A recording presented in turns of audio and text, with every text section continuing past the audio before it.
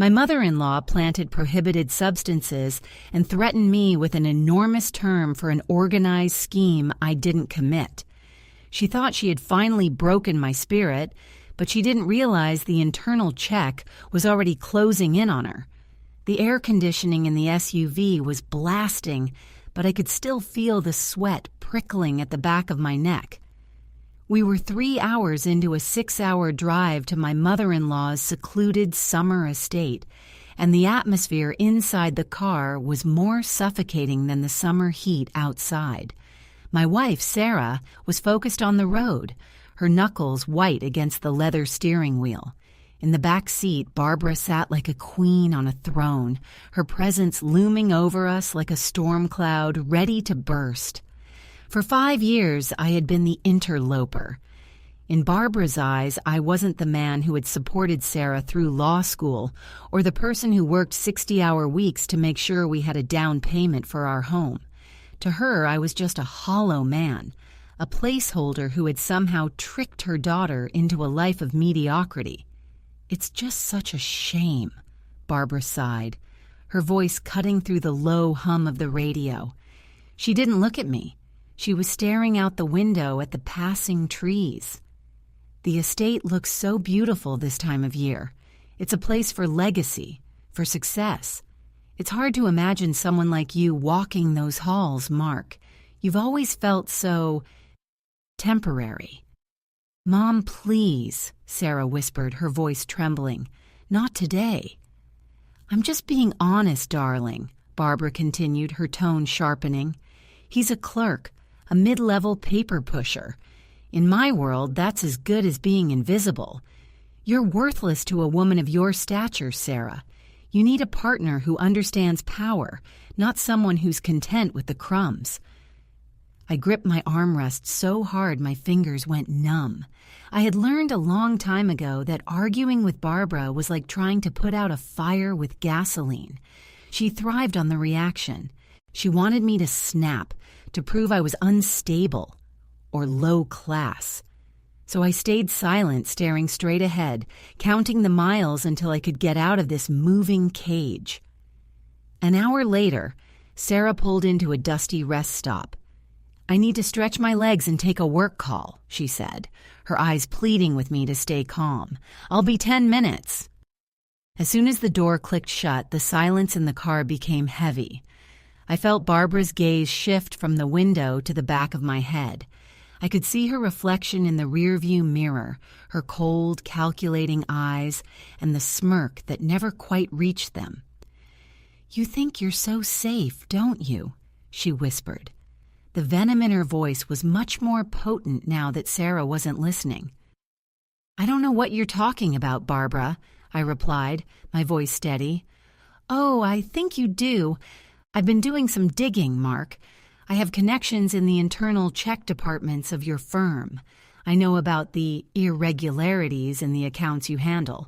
I know about the organized schemes someone is trying to hide." My heart skipped a beat. My firm had been under a quiet internal check for months regarding a group within the company that had been skimming funds through an organized scheme. I had nothing to do with it, but the mere mention of it from her sent a chill down my spine. "I'm clean, Barbara. You won't find anything because there's nothing to find." She leaned forward, her face inches from the headrest. She pulled a small, clear bag from her expensive clutch. Inside were several small packets with a white substance. My blood turned to ice. "I didn't have to find anything, Mark," she hissed. "I just had to bring it with me. These are prohibited substances. If these were found in your luggage at the estate, an estate filled with very influential people, you wouldn't just lose your job. You'd face a serious accusation, a charge for something so heavy it would break your life into pieces. You'd be looking at dozens of years behind bars." I turned around, my breath catching in my throat. "You wouldn't. You'd ruin Sarah's life, too." "Sarah is a victim of your criminality in this scenario," Barbara smiled, and it was the most terrifying thing I had ever seen. "She'll be heartbroken, then she'll move on to someone worthy. Unless... She paused, her eyes scanning my face with a disturbing intensity. She leaned even closer, the scent of her cloying perfume filling my lungs. Unless you do exactly what I say, I can make this go away. I can make sure your name stays out of the internal check. I can even give you the promotion you've been whining about. But I want a token of your appreciation. I want to know I own you. She tilted her head, a cruel light dancing in her eyes. Lean back, Mark. Give your mother-in-law a kiss for your salvation. I felt a wave of nausea so strong I thought I might actually get sick right there on the leather upholstery. This wasn't about a kiss. This was about a total, humiliating surrender. Barbara didn't want my affection. She wanted to see the exact moment my spirit broke. She wanted a trophy to prove that no matter how hard I worked or how much Sarah loved me, I was just a pawn on her chessboard. I looked at the window, praying for Sarah to come back, to interrupt this nightmare. But she was still across the parking lot, her back turned, gesturing animatedly as she talked on her phone. She was fighting for our future, unaware that her mother was currently dismantling it in the back seat. "Tick-tock, Mark," Barbara whispered, her voice a chilling melody of triumph. The internal security team is very thorough. Once the tip is called in, they'll trace the organized scheme straight to your login credentials. Those packets in my purse? They'll be the nail in the coffin. A serious accusation like that.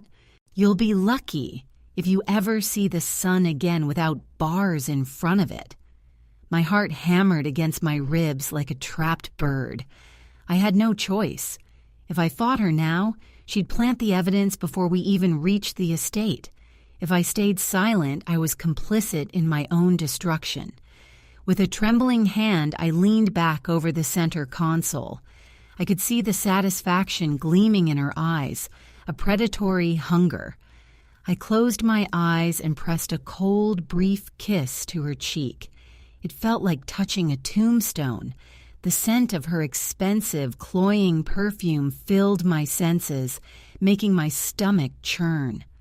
"Good boy," she hissed, pulling back with a sharp, jagged laugh. "Now you know your place. You're not a partner, Mark. You're a liability I've decided to tolerate for now." The door opened, and Sarah hopped back in, bringing a gust of hot air and the scent of jasmine with her. She looked refreshed, her eyes bright with hope. "Okay, everything's sorted with the firm. We should be there in 2 hours. You guys okay? You look a bit pale, Mark." "I'm fine," I choked out, my voice sounding like it belonged to someone else. "Just the heat." "He's just realized how grand the estate is, darling," Barbara said, her voice dripping with artificial sweetness. "I think the reality of our world is finally starting to sink in for him." The rest of the drive was a blur of misery. Every time I looked in the side mirror, I saw Barbara's reflection watching me, her smile never fading. She had the packets. She had the internal check department in her pocket. And now she had a token of my submission that she could hold over my head forever. When we finally pulled up the long, winding driveway of the estate, the sheer scale of the place felt like a physical weight. It was a massive stone manor, surrounded by perfectly manicured gardens and patrolled by private security. This wasn't just a vacation home, it was a fortress. As we stepped out of the car, a man in a sharp gray suit approached us. He didn't look like a butler. He had the hard, disciplined eyes of someone from the internal security branch. My pulse spiked. "Mrs. Sterling," the man said, nodding to Barbara. "Everything is prepared. The guest list is finalized and the specialized cargo has been moved to the study as requested." Barbara glanced at me, a wicked glint in her eyes. "Wonderful, Miller. And has the internal check been initiated at the firm yet?" "The team is standing by for your signal, ma'am," Miller replied. Sarah was busy talking to a gardener about the hydrangeas, completely oblivious to the exchange. Barbara stepped closer to me, leaning in as if to adjust my collar. "I have a surprise for you tonight, Mark," she whispered. "We're hosting a very private dinner for some high-level associates involved in the organized scheme. Since you're so invested in the company now, I thought you should meet the people you'll be taking the fall for if you ever step out of line again." She patted my cheek and walked toward the house, leaving me standing in the gravel. I felt like I was walking into a trap that had been years in the making. Later that evening, while Sarah was getting dressed, I paced the guest room, my mind racing. I had to find those packets. I had to find proof that she was framing me. I waited until I heard the shower running, then slipped out into the hallway. The house was quiet, filled with the shadows of ancient furniture and the ticking of grandfather clocks. I made my way toward the study, my heart in my throat. If I could find the specialized cargo Miller mentioned, maybe I could turn the tables. I pushed the heavy oak door open and stepped into the darkened room. The moonlight filtered through the floor-to-ceiling windows, illuminating a large mahogany desk. On top of it sat a leather briefcase, half open. I moved toward it, my breath hitching. Inside weren't just the packets of prohibited substances I had seen in the car. There was a stack of passports, 5 of them, all with my face on them but with different names. Next to them was a printed transcript of a conversation I had never had, detailing a plan to move millions of dollars out of the country through the organized scheme. Suddenly the lights flicked on. "Searching for something, Mark?" I spun around. Barbara was standing in the doorway, but she wasn't alone. Standing behind her, holding a glass of scotch and looking at me with a cold, unrecognizable expression, was Sarah. "I told you he wouldn't be able to resist, Mom," Sarah said, her voice devoid of any of the warmth I had known for 5 years. "He's exactly as predictable as we thought."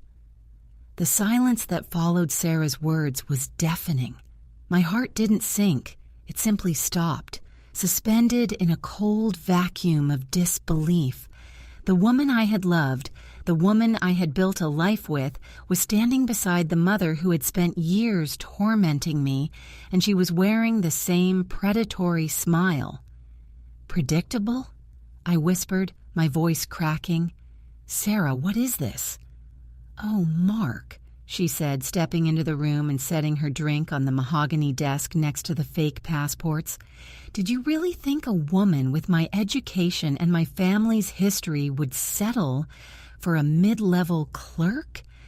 You are the perfect project, the perfect ghost. You have no family to ask questions, no close friends to wonder where you went. You are a blank slate we could write a criminal history onto." Barbara let out a sharp, triumphant cackle. "We needed a fall guy, Mark. Someone to take the heat for the organized scheme we've been running through the firm's offshore accounts. The internal check was always going to find someone. We just made sure it was you. The packets in the car, the fake documents, the kiss. It was all part of the narrative. A desperate man trying to bribe and seduce his way out of trouble." "The kiss," I said, a strange numbness settling over me. "You wanted that as proof." "There's a camera in the SUV, darling," Sarah said, pointing a manicured finger at me. "Audio and video. It looks very compromising when an accused criminal is seen initiating intimacy with his mother-in-law to beg for silence. It paints a picture of a man who has lost all moral grounding. By tomorrow morning, the Service for Internal Check will have everything they need to hand you over for a serious accusation. You'll be looking at dozens of years, an enormous term that you'll never finish." I looked from Sarah to Barbara. They looked so satisfied, so certain of their victory. They had underestimated me for 5 years, treating me like a piece of furniture they could eventually discard. But there was one thing they forgot. A paper pusher sees everything. I slowly reached into my pocket. Barbara flinched, her eyes darting to Miller, who moved closer. "Careful, Mark, don't make this worse for yourself." I pulled out my phone and tapped the screen. A live audio feed began to play through the room's high-end speakers. It was the conversation we were having right now. "What is this?" Barbara hissed. "I might be a worthless clerk to you, Barbara," I said, my voice finally finding its strength. "But clerks are the ones who handle the files. They see the patterns. I knew about the organized scheme 2 years ago. I didn't say anything because I wanted to believe Sarah wasn't involved. I wanted to believe my wife loved me." I looked at Sarah, who was staring at the phone with growing unease. "But I'm not an idiot," I continued. "I've been working with the real internal check department for 18 months. Not the one you think you own, Barbara. The actual internal security branch that operates above your pay grade. Miller, he's not your man." The man in the gray suit stepped forward, but he didn't move toward me. He moved toward Barbara and Sarah. He reached into his jacket and pulled out a badge, followed by a set of warrants. "Miller?" Barbara gasped, her face turning a sickly shade of gray. "Actually, it's Special Agent Miller," the man said, his voice cold and professional. "And Mark is right. We've been recording every second of this trip. We have the audio from the car where you threatened to plant prohibited substances. We have the video of you attempting to extort him. And now we have your full confession regarding the organized scheme and the fabrication of evidence." The door to the study burst open, and 3 more agents stepped in. The private security Barbara thought she had hired were actually members of the Internal Check Task Force. Sarah's glass of scotch shattered on the floor. "Mark, wait, we can talk about this. I was forced into it. My mother—" "Save it for the investigators, Sarah," I said, stepping back as Miller moved to restrain them. "You spent 5 years calling me a ghost. Well, now I'm the ghost that's going to haunt your legal defense for the next few decades." As they were led out of the manor in handcuffs, the weight that had been crushing my chest for years finally lifted. Barbara was screaming about her connections, her voice fading as she was taken toward the waiting vehicles. Sarah didn't scream. She just looked at me with a hollow, terrified expression, realizing that the worthless man she thought she controlled had just dismantled her entire world. I stood on the porch of the massive estate, watching the red and blue lights flicker against the stone walls. The internal security team would spend weeks untangling the web they had woven, but I was done. I walked to my own car, the one I had paid for with my mediocre salary, and started the engine. For the first time in 5 years, I didn't have to look in the rearview mirror to see who was watching me. I was finally driving away, and I wasn't looking back.